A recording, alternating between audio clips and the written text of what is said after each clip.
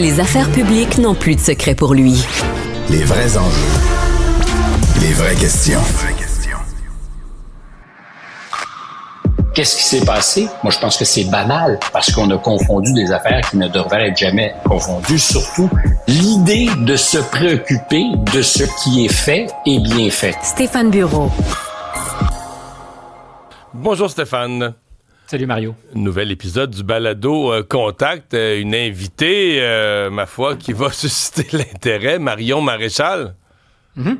Marion Maréchal. La petite fille de l'autre.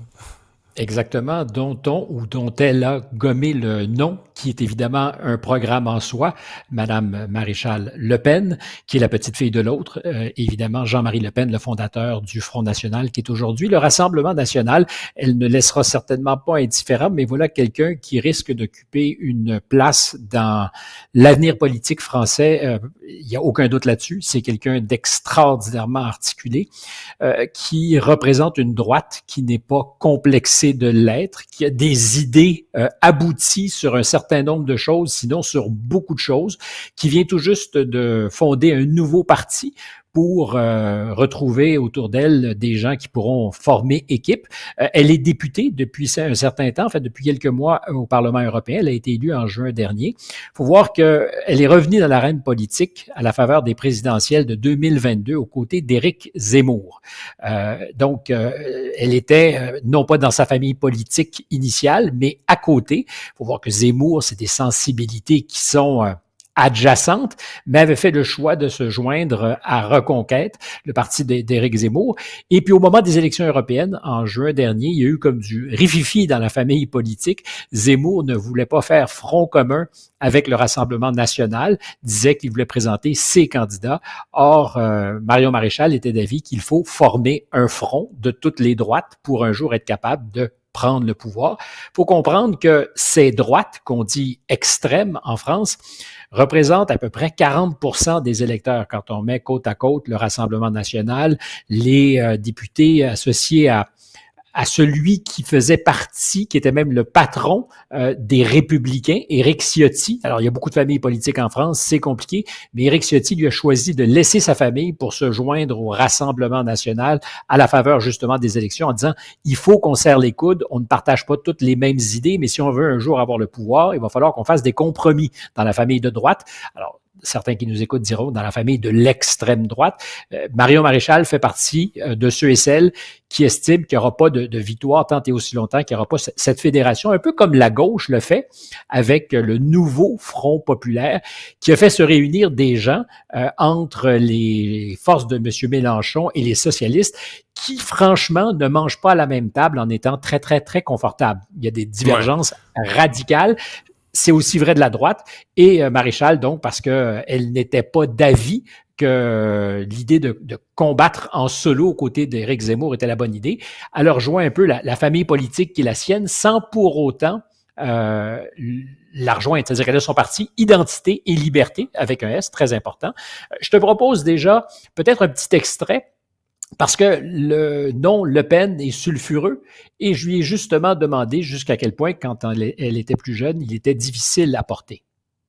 Vous avez déjà eu, pardonnez le mot, mais honte du patronyme parce que ça venait avec justement toute cette charge? Non, je n'ai jamais eu honte. D'ailleurs, ce qui est assez remarquable dans ma famille, vous savez, on est 9 cousins. Bon, après, il y a les arrière-petits-enfants, mais 9 cousins à mon niveau, 3 filles, et parmi toute cette famille, personne n'a jamais renié. Voilà, personne n'a jamais eu honte. Maintenant, ça ne m'a pas empêché d'avoir de profonds désaccords avec Jean-Marie Le Pen. Et d'ailleurs, je les ai exprimés. Vous l'appelez Jean-Marie Le Pen ? Alors, parce que quand je parle de l'homme public, je dis Jean-Marie Le Pen, et dans l'intimité, évidemment, c'est mon grand-père, donc je ne l'appelle pas comme ça, mais pour plus de clarté, je l'appelle Jean-Marie Le Pen en public. Ah voilà.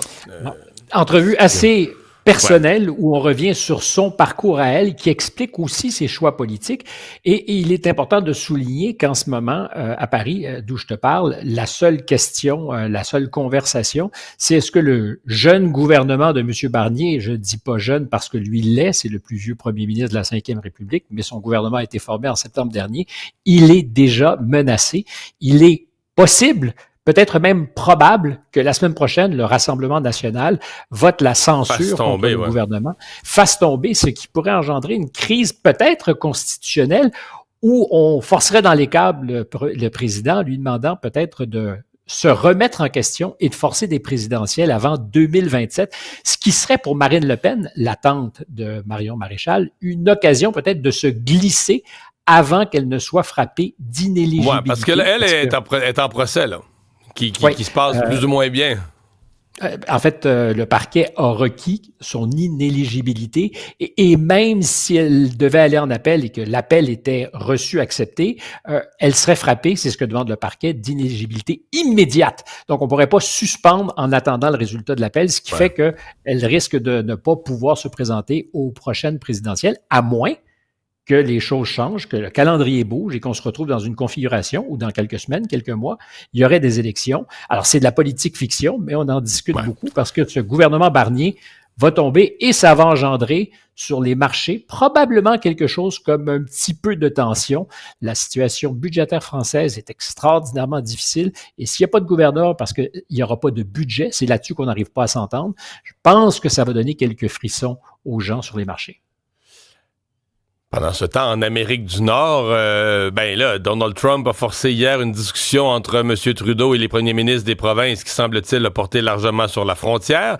Il a eu une discussion, M. Trump, avec la présidente mexicaine qui semble s'être bien passée. En fait, si on lit Trump hier soir, on a quasiment l'impression que sa menace de droit de douane de 25% est en train de tomber pour le Mexique. A wonderful conversation avec la présidente du Mexique, pour citer ici M. Trump, qui soudainement était tout doux, ronronnant, peut-être satisfait de son effet. Chose certaine, on en a parlé un peu plus tôt cette semaine avec 2 communications via son réseau social Truth Social. Il y a probablement eu plus d'impact sur la frontière que M. Biden, je charrie évidemment, en a eu en 3 ans, parce que M. Biden a eu un ascendant quand il a décidé qu'il fallait serrer les vis et qu'avec une décision unilatérale émise au bureau ovale, il a pu changer un peu les règles en juin dernier, comme par hasard, en plein milieu de la campagne électorale. Mais c'est vrai que M. Trump donne l'impression de pouvoir faire bouger les lignes, sinon les frontières, très rapidement, par la seule bouche de son réseau social.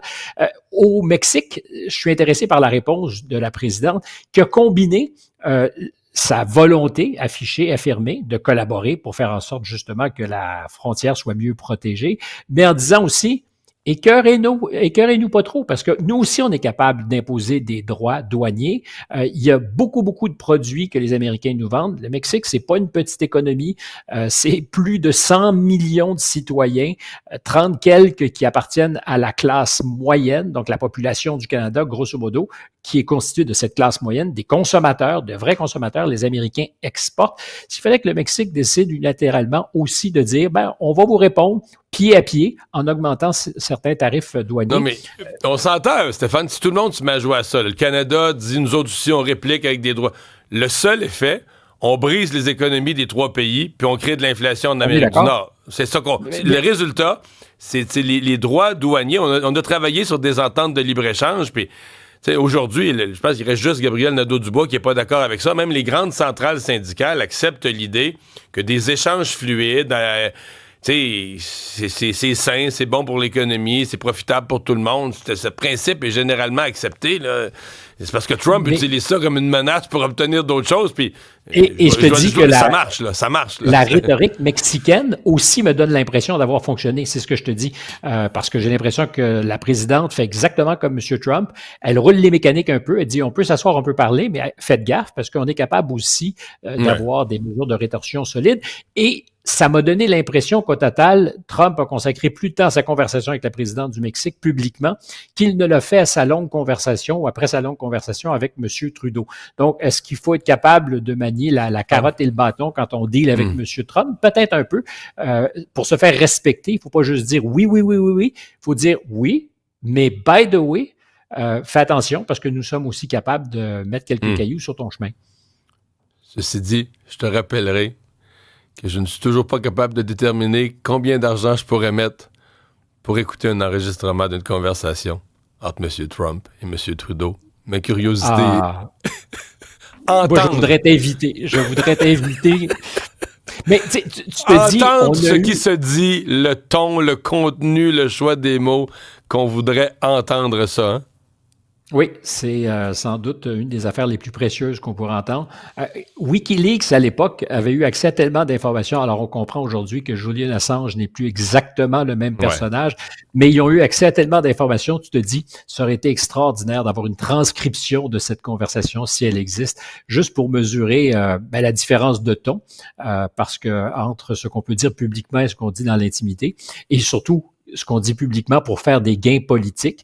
Il faut voir quand même que depuis quelques mois, sinon quelques années, M. Trudeau se régalait à l'idée de tourner en ridicule le mouvement MAGA en disant « Attention, les Canadiens, là, c'est ce qui se prépare si vous votez pour les conservateurs. » Et c'était l'épouvantail. Je suis pas sûr qu'aujourd'hui, il ait ce genre de discours avec M. Trump.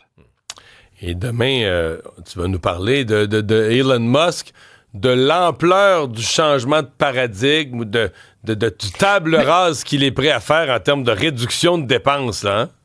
Et particulièrement du budget de la défense, parce qu'on a parlé de ce que cette administration s'attaquait à des lobbies puissants, l'agroalimentaire, l'industrie pharmaceutique, mais aussi peut-être, et là vraiment, on rentre dans le cœur de la matrice, l'industrie de la défense qui aux États-Unis est dominée par à peu près 5 gros joueurs qui vont chercher bon an, mal an le tiers de tous les contrats que donne le Pentagone. Et là, on parle de centaines de milliards de dollars chaque année. Et soudainement, Elon Musk dit, est-ce qu'on a vraiment besoin de chasseurs comme les F-35 qui coûtent 150 millions de dollars pièce, 150 millions de dollars pour un avion, quand il y a de plus en plus des drones hyper performants qui sont pilotés ou qui peuvent voler à des vitesses qui dépassent largement la capacité de résistance du corps humain, qui sont en plus dotés d'intelligence artificielle, qui coûtent une fraction du prix. Alors, la prochaine étape du ménage, est-ce que ça serait la défense? Parce que la technologie est en train de changer radicalement la donne. Mais je pense que c'est ça l'histoire, on va s'en parler demain, mais c'est comme, tu dis, OK, ça c'est un vrai, tu sais, de prendre une agence gouvernementale qui a 5000 employés, puis de dire, on serait capable de la faire marcher avec 4500, c'est de la coupure gouvernementale classique. Ça, c'est du changement de paradigme complet en disant, OK, mais tel type d'avion, on n'a même plus besoin de ça. Discussion intéressante. C'est le mot changement paradigmatique et c'est de ça qu'on parlera demain parce que là-dessus, il y a peut-être de vraies économies qui se compteront en centaines de millions, sinon en milliards de dollars. À demain, Stéphane. Bye-bye. Salut.